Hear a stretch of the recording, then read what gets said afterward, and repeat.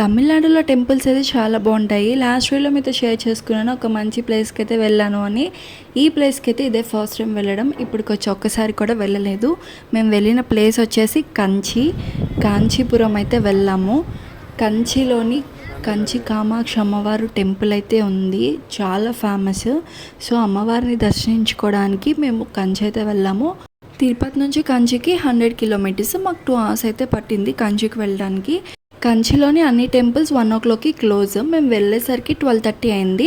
First మేము కంచి కామాక్షి అమ్మ టెంపుల్కి కాకుండా ఫస్ట్ వేరే టెంపుల్కి అయితే వెళ్ళాము.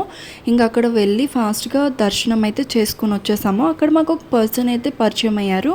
ఆయనే దగ్గరుండి మమ్మల్ని టెంపుల్కి అయితే తీసుకుని వెళ్ళారు. మేము వెళ్ళేసరికి 1 o'clock అయిపోయింది. మా గుడ్ లక్ ఏంటంటే ఆ రోజు టెంపుల్లో పూజలు అయితే జరుగుతున్నాయి. సో ఒక 1/2 hour 40 minutes దాకా వెయిట్ చేసాము దర్శనం కోసం.